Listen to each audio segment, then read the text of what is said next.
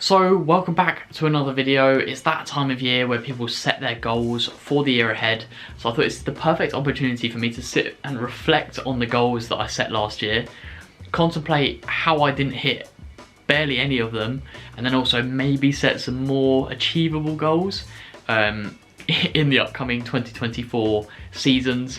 So yeah, sit back, enjoy this embarrassment of a goal setting example, because I've been horrific at setting goals, or at least attainable goals, and yeah, hopefully I'll improve on that this time around. So I think it's probably about right that we get through my goals that I set for 2023, and let's see if we can actually count on more than one hand how many I actually achieved. So I'm going to go through them in kind of the order that I wrote them down last year. This is the exact piece of paper I wrote them down on. So initially I wrote a 14:35k, that didn't happen. A sub 30 10k, also didn't happen. Sub 67 half marathon, got close, but it also didn't happen. So we're 0 for 3 so far. It's looking good. Onto the more kind of just life-based or running-based goals, but not specific to a time. So I then wanted to hit 10,000 subscribers. Didn't happen, 0 for 4.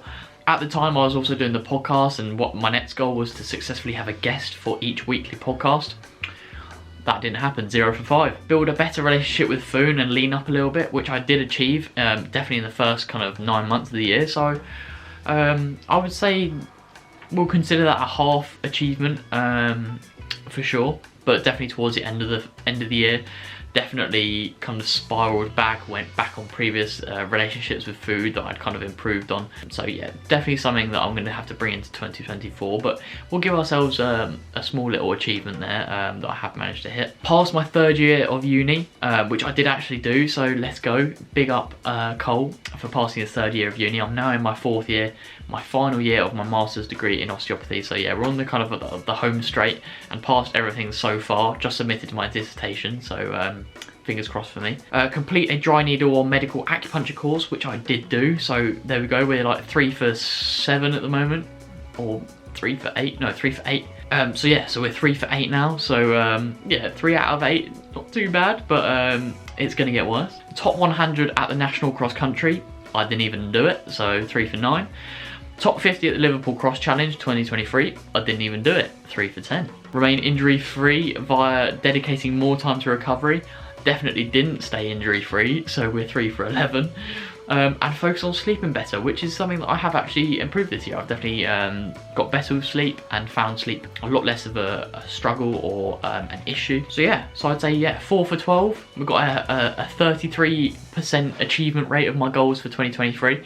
Let's see if we can bump that up a little bit in 2024. So we will follow the same sort of format in terms of having some time-based goals, but having some non-related time-based goals. And I think some of the goals are gonna roll over just purely because I set the heights a little bit too high for last year, but maybe this year they're a little bit more attainable.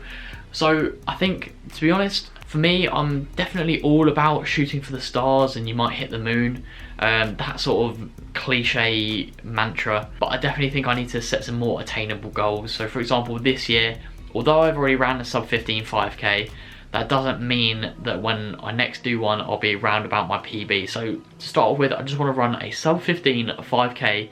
Again, I've only done it once, that was my PB of 14:40, so just getting back to that sort of speed where I can run a sub 15 5k, I'd be chuffed with that. Then the next thing for me would be a PB in the 10k, so currently 30:58, and I'm not worried if that's done on the track or on the roads. Any PB would do, just kind of getting down to that low 30, that sort of range. That would be a big improvement for me. And then I would like to achieve a sub 67 half marathon. Obviously at Manchester Half in October I ran 67:26, so we got close, we got so close. And had I not been ill leading up to it, or other things that were going on at the time, a breakup and whatever, could it have happened? Maybe, but did those things actually help in the end? Potentially, who knows? So yeah, to run a sub 67 half marathon next year would be pretty good on my books. So yeah, sub 15, a new 10k PB, and then sub 67 for the half marathon. Moving on to kind of more running based or more life-based goals that aren't necessarily time-bound or restricted to the clock.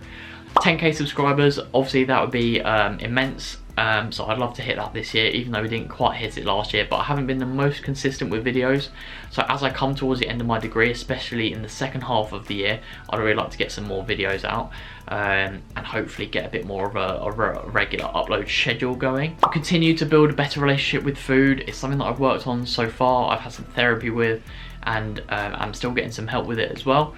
So I definitely think it's attainable. And yeah, just to kind of integrate food into my life like a normal person who has like their normal meals. They don't really think about food every day.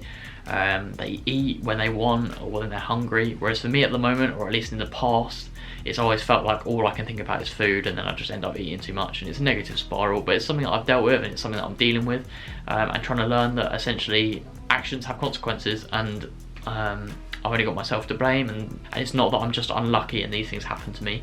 They are a result of my own actions. Past my 4th year of uni, so graduate my degree, a master's in osteopathy, that would obviously be insane, and then that could lead to me setting up my own clinic or getting a part-time job for a local osteopath, for example.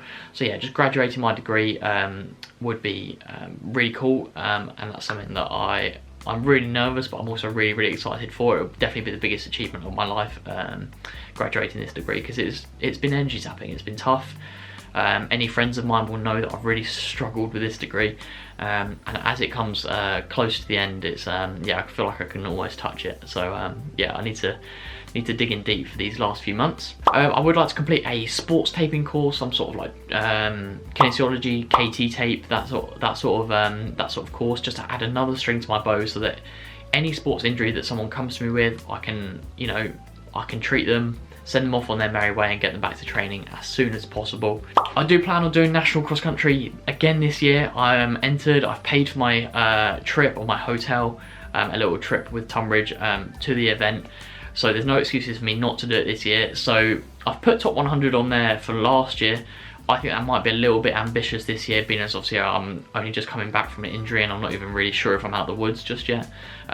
We'll touch on that just towards the end of the video. So yeah, maybe top 150 is a bit more fair, but we'll see. You can get a lot of fitness in 5 or 6 weeks, and that's how many weeks it roughly is until the national cross country. So, you know, we'll play it by ear and see how things go. Top 50 at the Liverpool Cross Challenge 2023 was my goal for last year, and I think that's going to carry over. I would absolutely love to get to a point where in November, at the end of the year, having graduated my degree, that I'm in a much better place to maybe hit some proper big cross-country races and just kind of, you know, have a little tussle with the best in the UK, and see if I can get into that top 50 in the senior men's. So we'll leave that as it is.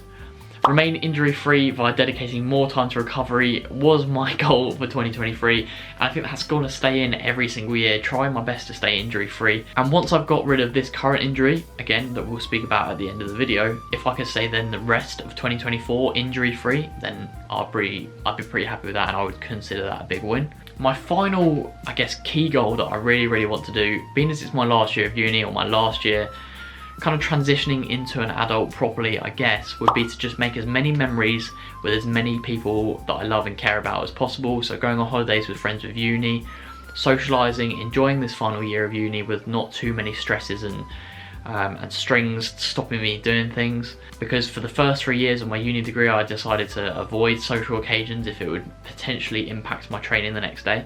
And I think I've learned over the last few months that actually I've only got one crack at this cherry when it comes to enjoying my social life as a student, and I've got plenty of years of running ahead of me to take it seriously, and that's what I plan on doing in the second half of this year, really taking it a bit more seriously. But yeah, making as many memories as I can with the people that I care about, whether that's going on holiday with them, going travelling, or just going on nights out and doing things, days out, whatever it is.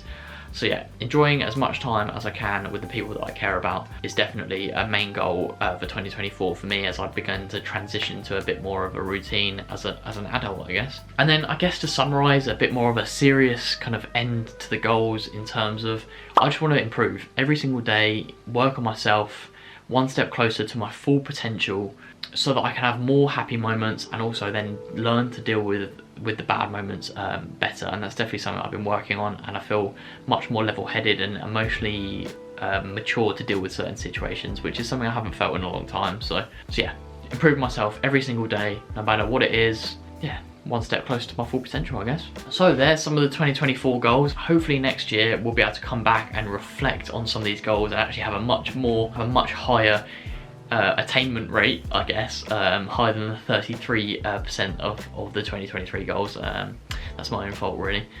But yeah, finally a little bit of an injury update. So on about the 27th or 28th of December, I'd had this kind of increasing quadricep pain that I'd have for a little while that just wasn't going away, and as an osteopath this is something that I see in a lot of patients, in terms of I know kind of the patterns of pain, what things indicate what certain pathologies, so on and so forth, and what potentially indicates what type of injury. And for me, from the get-go, I was pretty sure this was a stress reaction or stress response / hairline fracture. So I went to the GP and explained my symptoms and explained my thought process, and they were like, okay, well, we'll send you for an x-ray.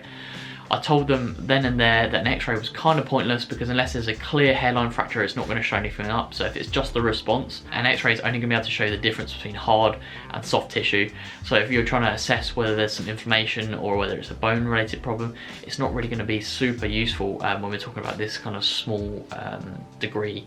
I've kind of butchered that explanation, but anyway. So I got the results back from the x-ray, and as I expected, it showed nothing because it wasn't going to show anything to start off with.